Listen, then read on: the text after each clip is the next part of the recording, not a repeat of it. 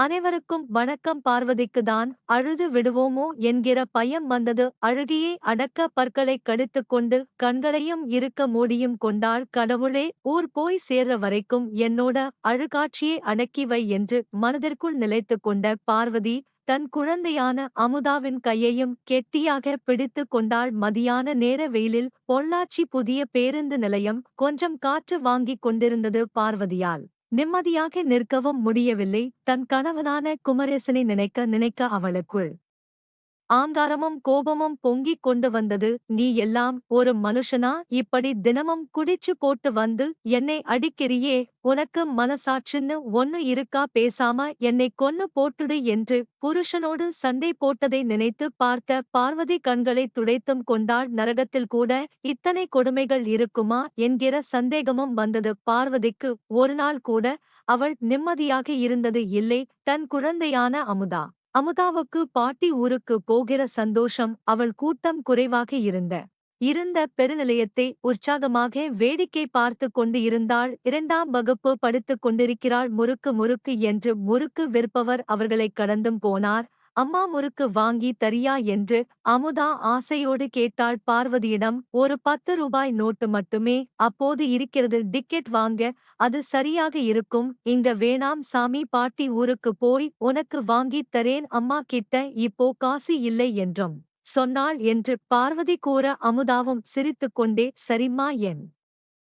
சொன்னபோது பார்வதிக்கு தன்னை மீறி அழுது விடுவோமோ என்றும் தோன்றியது. ஐயையோ, இவ எது சொன்னாலும் கேட்டிக்கிறாளே, என் வயித்துல வந்து பொறந்துட்டு சிரமப்பட்டு சீரழியிறாளே அமுதா என்று மனதுக்குள் சரிமா என்று சொன்னபோது பார்வதிக்கு தன்னையும் மீறி அழுது விடுவோமோ என்று தோன்றியது. ஐயையோ, இவள் எது சொன்னாலும் கேட்டிக்கிறாளே, என் வயித்துல வந்து பிறந்துட்டு இப்படி சீரழி என்று பார்வதி நினைக்கும்போது அமுதா பார்வதியின் கலங்கிய கண்களைப் பார்த்தாள். அம்மா அழாதம்மா, அப்புறம் எனக்கும் அழுக வந்துடும் என்று சொன்னாள். இல்லடா செல்லம், கண்ணுல ஏதோ விழுந்துருச்சு, நான் அழட்டேன் என்ன என்று பார்வதி கண்களை துடைத்தும் கொண்டாள். அப்பா இனிமே வராதாம்மா. பார்வதி பதில் எதுவும் சொல்லவில்லை. நாம இனிமே அப்பா கூட போய் இருக்க மாட்டோமா என்றும் கேட்டுக் கொண்டிருந்தாள். பார்வதி அழுகையை அடக்கிக் கொண்டு அமிதாவின் தலையே ஆதரவாக தடவிக் கொடுத்தாள். அமுதா கேட்டுக் கொண்டிருக்கும் போதே 6ஆம் நம்பர் பஸ்ஸும் வந்துவிட்டது. அமுதா, வா, பஸ் வந்துருச்சு, வா போகலாம் என்று அழைத்தாள். பார்வதி அமுதாவை தூக்கிக் கொண்டு ஓடினாள். பஸ்ஸில் கூட்டம் இல்லை, உட்கார இருக்கையும் தது தெரிந்த முகமும் எதுவும் அகப்படாத நிம்மதியாகவும் இருந்தது. 2 குளத்தூர் கொடுங்க என்று டிக்கெட்டும் வாங்கிக் கொண்டாள். மகளை பார்த்தவளுக்கு திடீரென ஞாபகம் வந்தது. மணி இப்போ 2க்கு பக்கம் இருக்குமே. அமுதா காலையில 2 இட்லி மட்டும் தானே சாப்பிட்டுச்சு. ஐயையோ, என்னோட பிரச்சனையில இவ பசியை பத்தி நம்ம யோசிக்காம விட்டுட்டேனே, பாவம் புள்ள ஒரு வாய் தண்ணி கூட குடிக்கலையே என்று மனதிற்குள் நினைத்தவள் செல்லம், உனக்கு பசிக்குதாடா என்றும் கேட்டாள். அப்போது குழந்தையான அமுதாவோ சிரித்துக்கொண்டே பார்வதியின் கண்களைப் பார்த்தாள். பசியே தெரியலமா என்று கூறினாலும் அவளுடைய கண்களில் பசியின் வலி தெரிந்தது. பசியோடு இருக்கிறாள், என்னை திருப்திப்படுத்த பசியே தெரியலைன்னு சொல்றா. கடவுளே, நான் என்ன செய்வேன் என்றும் நினைத்துக் கொண்டாள். அம்மா அப்பா இனிமே வராதாமா? அமுதா மறுபடியும் அந்த கேள்வியை கேட்டபோது அவளுக்கு என்ன பதில் சொல்வது என்று தெரியவில்லை. உடனே பார்வதி அம்மாவுடைய மடியில சஞ்சிக்கம்மா பாட்டி வீட்டுக்கு போனதுமே முதல் வேலையா நீ வயிறு நிறைய சாப்பிடணும் என தன் மகளிடம் சொன்னாள். மிஞ்சி போனால் அரை மணி நேரத்தில் குளத்தூரும் வந்துடும் என்று மகளிடம் பேசிக்கொண்டே வந்தாள். அம்மாவிடம்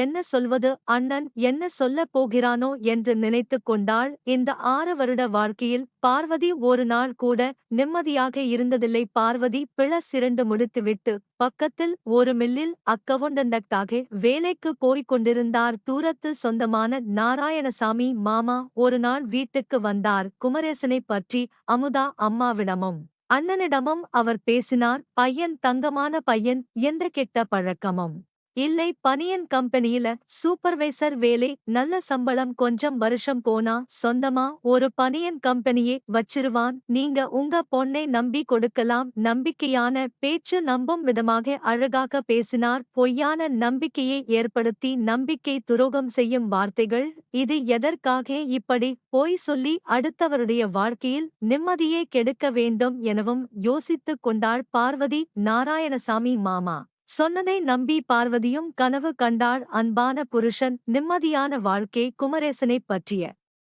கனவு கல்யாணத்து அன்றே நொறுங்கி போனது பார்வதிக்கு. மணமேடையில் பார்வதி குமரேசன் அருகே உட்கார்ந்து இருக்கும்போதே குப்பென்று வீசும் அந்த வித்தியாசமான வாசனையை உணர்ந்தாள். சந்தேகப்பட்டு அவளை பார்த்தாள். அவனால் சரியாக உட்காரக்கூட முடியவில்லை. அவன் லேசாக தள்ளாடிக் கொண்டும் இருந்தான். குடித்துவிட்டு விட்டு வந்திருக்கிறான். பார்வதிக்கு திக்கென்றது. தாலி கட்டும் நேரத்தில் இப்போது என்ன செய்வது? சற்றென்று எழுந்து ஓடிவிட்டால் என்ன? குழம்பிப் போய் உட்கார்ந்திருந்தாள். அவளால் எதுவும் செய்ய முடியவில்லை. தாலி கட்டி முடிந்த அரை மணி நேரத்திலேயே அவன் எல்லை மீறிய போதையில் இருப்பது தெரிந்தது. பார்வதி அம்மாவிடம் அழுதாள். என்னம்மா இது? என்ன பாலங்கணத்தில் தள்ளிட்டியே? அம்மாவுக்கும் என்ன சொல்வது என்று தெரியவில்லை. வாக்கப்பட்டு திருப்பூருக்கு போன பின்னால்தான் தெரிந்தது குமரேசன் ஒருபடியாக ஒரு வேலையிலும் இல்லை என்று. ஒரு நாள் வேலைக்கு போனால் 9 நாள் சும்மா இருப்பான். ஆனால் குடிப்பதற்கு தினமும் காசு வேண்டும். பார்வதி பனியன் கம்பெனி வேலைக்கும் போனாள். அவள் சம்பாதிக்கும் காசு குமரேசன் குடிப்பதற்கே சரியாக இருந்தது. காசு இல்லை என்று வார்த்தையை சொல்லக்கூடாது. சொன்னால் மிருகமாக மாறிவிடுவான். காசு இல்லையா? சம்பாதிச்ச காசை என்னடி பண்ண? கள்ள புருஷனுக்கு கொடுத்துட்டு வந்துட்டியா? அவளை எட்டி உதைப்பான். மோசமான கெட்ட கெட்ட வார்த்தைகளாலும் அவளை திட்டிக்கொண்டே அடிப்பான். விறகு கட்டை, தென்னை மட்டை என்று அவன் கைக்கு எது கிடைத்தாலும் சரி எடுத்து பார்வதியே ஒரு மனுஷியாக நினைக்காமல் நடிப்பான். மிக்ஸி, கிரைண்டர், டிவி என்று எந்த பொருளையும் அவன் விட்டு வைத்ததில்லை. எடுத்துக்கொண்டு போய் விற்று விடுவான். கிடைக்கிற பணத்திலும் குடித்துவிட்டுதான் வருவான். நல்ல வேலையாக வீடு இவளுடைய பெயரில் இருக்கிறது. இல்லை என்றால் அதையும் என்றோ அவன் விற்றும் இருப்பான். போன வருஷம் மாமியார் இறந்துவிட்டார். இறப்பதற்கு முன்னால் மாமியார் ஒரு நல்ல காரியம் செய்தார். வீட்டை பார்வதியின் பெயரில் எழுதி வைத்துவிட்டார். குமரேசன் ஒரு நாளும் அன்பான வார்த்தையை பேசியதே இல்லை. பஸ் திருவள்ளூர் திடலுக்கு வந்தபோது அமுதா தூங்கவும் ஆரம்பித்துவிட்டாள். அதுக்குள் தூங்கிட்டாளே பாவம். பசி, மயக்கம் முதல்ல போனதுமே இவளுக்கு வயிற்றுக்கு ஏதாச்சும் கொடுக்கணும் என்றும் பார்வதி நினைத்துக்கொண்டாள். பார்வதியால் இருக்கையில் சாய்ந்து உட்கார முடியவில்லை. முதுகில் தீக்காயம் எரிந்தது. குமரேசன் சிகரெட்டால் வைத்த சூடு எரிச்சலாக அவளுக்கு வலித்தது.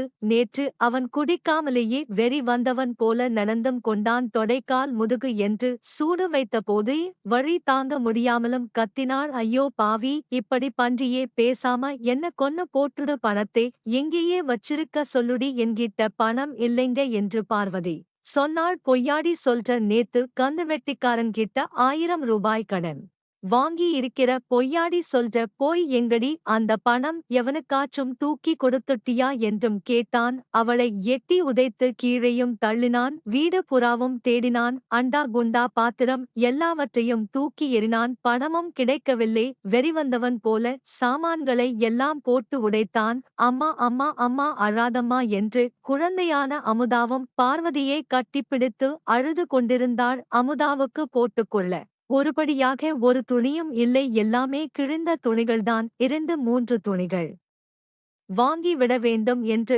கந்துவெட்டிக்காரனிடம் 1000 ரூபாய் கடனும் வாங்கி இருந்தார். அந்த கந்துவெட்டிக்காரர் குமரேசனிடம் உளறி தொலைந்திருக்கிறார். குமரேசன் வீடு பூராவும் தேடி பார்த்துவிட்டு சோர்ந்து போய்விட்டான். ஆத்திரம் அடங்காமல் கெட்ட கெட்ட வார்த்தைகளால் திட்டியும் கொண்டிருந்தான். கடைசியாக சந்தேகப்பட்டு அமுதாவின் புத்தகப் பையை எடுத்து பார்த்தான். அதில்தான் பார்வதி 1000 ரூபாயை மறைத்து வைத்திருந்தாள். பொய்யாடி சொல்ற?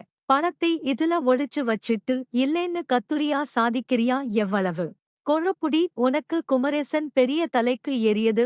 அமுதாவின் புத்தகங்கள், நோட்டுகளை எல்லாம் தாறுமாறாக கிழிக்கவும் ஆரம்பித்தான். பாவி பாவி, இப்படி பன்றியே. பிள்ளைக்கு ஆசையா துணி வாங்க வச்சிருந்த காசு இது. புத்தகத்தை எல்லாம் போட்டு நீ மனுஷனா மிருகமா? பார்வதி அழுது கதறியதை காதில் வாங்கிக் கொள்ளாமல் பணத்தை எடுத்துக்கொண்டு ஓடினான். 1000 ரூபாயையும் ஒரே நாளில் குடித்து தீர்த்துவிட்டுதான் வருவான். பார்வதி நொறுங்கிப் போய்விட்டாள். விடிய விடிய தூங்காமல் அழுது கொண்டும் இருந்தாள். இத்தனை கொடுமையே அனுபவிச்சுக்கிட்டு எதுக்காக உயிரோடு இருக்கணும்? அமுதா தூக்கத்தில் உளறிக் கொண்டும் இருந்தாள். அம்மா அழுகாதம்மா அழுகாதம்மா, போதும், இங்கிருந்து இந்த கொடுமையை அனுபவிக்கிறதுக்கு பேசாம ஊருக்கு போய்விடலாம். கூலி வேலையை பார்த்தா பொழைச்சுக்கலாம். இது நரகம், இது வேண்டவே வேண்டாம் எனவும் முடிவு செய்தாள் பார்வதி. தன் குழந்தையான அமுதாவோடு வாசலில் வந்து நின்ற கோலத்தை பார்த்து தன் அம்மா முத்தம்மாவின் அடிவயிறே கலங்கி போனது. பார்வதி, என்ன இப்படி வந்து நிக்கிற? அம்மா அமுதா பசியோட இருப்பாமா, சாப்பிட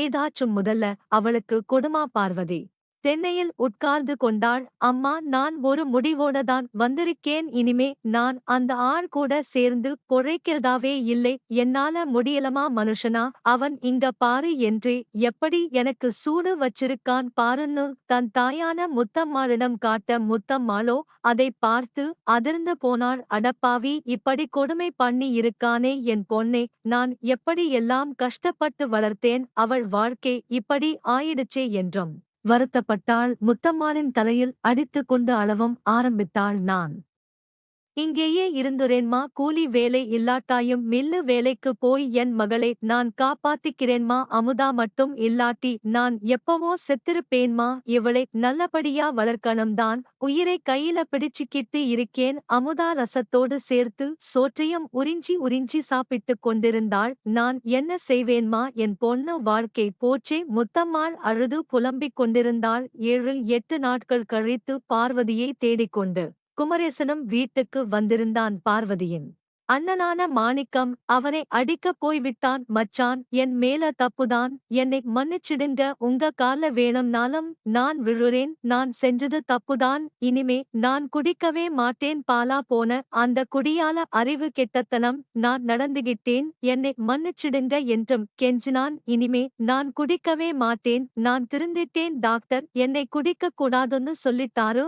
இனி குடிச்சா நான் செத்தே போயிருவேன்னு சொல்லிட்டாரு. நான் குடிக்கிறதை விட்டுட்டேன் ஒழுங்கா. இனி வேலைக்கு போயி என் பொண்டாட் தியையும் பிள்ளையையும் காப்பாத்துவேன். இது சத்தியம். உங்க கால வேணும்னாலும் நான் விழுறேன். குமரேசன் மாணிக்கத்தின் காலிலும் விழுந்தான். முகத்தில் அடித்துக் கொண்டும் அழுதான். நான் இனிமே குடிக்கவே மாட்டேன். இது சத்தியம். என் பொண்டாட்டி குழந்தையை நல்லபடியா நான் பார்த்துக்குவேன். காலையில் வீட்டு திண்ணையில் உட்கார்ந்து அழ ஆரம்பித்தவன் மத்தியானம் ஆகியும் அது அடங்கவில்லை. இதை பார்த்ததும் ஊர்க்காரர்கள் கூடிவிட்டார்கள். எப்பா மாணிக்கம், அவன் அழுறதை பாரு, பார்க்கவே பரிதாபமாயிருக்கு. எத்தனை நாளைக்குதான் உன் தங்கச்சி தனியா இருக்க போறா? உனக்கும் கல்யாண காட்சின்னு பார்க்க வேண்டாமா? உன்னை பார்க்க பொண்ணு வீட்டுக்காரங்க வந்தாங்கன்னா என்ன நினைப்பாங்க? உன் தங்கச்சி இப்படி இருக்கிறதை பார்த்துட்டு பொண்ணு கொடுக்கறதுக்கு கூட யோசிப்பாங்கப்பா. குமரேசனை பாரு, மனசு மாறி வந்திருக்கான். பொட்ட பிள்ளைய புருஷன் கூட இருக்கிறதுதான் நல்லது. மாணிக்கத்திடம் பக்கத்து வீட்டுக்காரர்கள் பேசினார்கள். மாணிக்கத்திற்கும் அது சரி எனப்பட்டது. பார்வதி, உன் புருஷன் மனம் மாதிரி திருந்தி வந்திருக்காமா, பாக்குறதுக்கும் பாவமா இருக்கு. நீயும் பொட்ட பிள்ளையை வச்சுக்கிட்டு என்னதான் செய்வ? இனிமே குடிக்க மாட்டேன்னு சாமி மேல சத்தியம் பண்றான். திருந்தி வந்தவனுக்கு ஒரு வாய்ப்பு கொடு, போய் சந்தோஷமா அவன் கூட குடும்பம் நடத்து. பிரச்சனை ஏதாச்சுன்னா தகவல் கொடு, நாங்க எதுக்கு இருக்கோம் ஆளுக்கு என்று ஒவ்வொருவராக வந்து பார்வதிக்கு ஆதரவாக பேசினார்கள். பார்வதிக்கு ஆச்சரியமாக இருந்தது. எப்படி இவர் இப்படி மாறிவிட்டான்? பார்வதி எந்த முடிவும் எடுக்க முடியாமல் தவிர்த்தாள். நீ என்னை நம்பல, நான் உன்னோட கால்ல வேணும்னாலும் விழுறேன். சத்தியமா நான்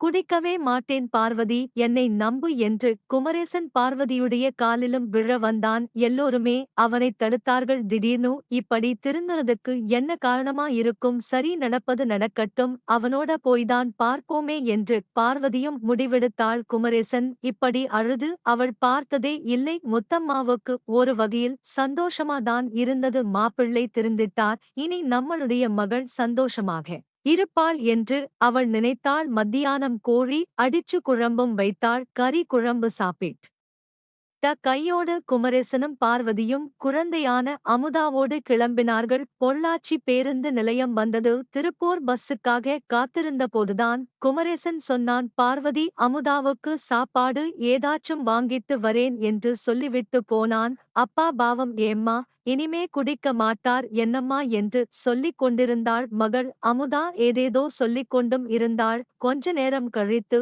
குமரேசனும் வந்து நின்றான். என்னங்க வெறும் கையோடு வந்திருக்கீங்க? பார்வதி கேட்கும்போதே குமரேசனிடம் குப்பு என்ற ஒரு வாடை வந்தது. குடித்துவிட்டு வந்திருக்கிறான். குடிச்சிட்டு வந்திருக்கீங்களா?